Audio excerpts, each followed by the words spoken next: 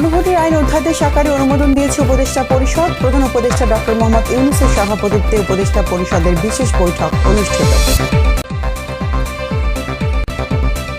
রাজনীতির সঙ্গে যুক্ত কাউকে নির্বাচনী পর্যবেক্ষক হিসেবে নিয়োগ দেওয়া যাবে না, সেই সাথে পর্যবেক্ষকদের নিরপেক্ষ রাখতে প্রতিনিধিদের প্রতি আহ্বান জানিয়েছেন প্রধান নির্বাচন কমিশনার AMM নাসির উদ্দিন।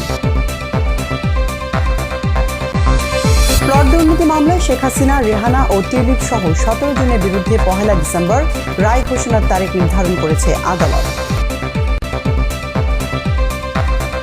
জুলাই-আগস্টে কুষ্টিয়ায় 6 জনকে হত্যা মামলায় আওয়ামী লীগ নেতা হানিফ সহ 4 জনের বিরুদ্ধে যুক্তিতর্ক উপস্থাপন শেষ। 8 ডিসেম্বর থেকে সাক্ষ্য গ্রহণ শুরু। বগুড়া শাহজাহানপুরে ছেলে মেয়েকে হত্যার পর মা আত্মহত্যা করেছে বলে জানা গেছে। কারণ উদ্ঘাটনে তদন্ত করছে পুলিশ। বিশ্ব COPD দিবস। ফুসফুসে জটিল এ রোগের বিষয়ে সচেতনতা বাড়ানোর উদ্দেশ্যে রাজধানীতে হয়েছে র্যালি। ধূমপান থেকে বিরত থাকার আহ্বান। সাম্প্রতিক ভূমিকম্পে রূপগঞ্জে ক্ষতিগ্রস্ত হয়েছে বেশ কয়েকটি কারখানা, ভবন।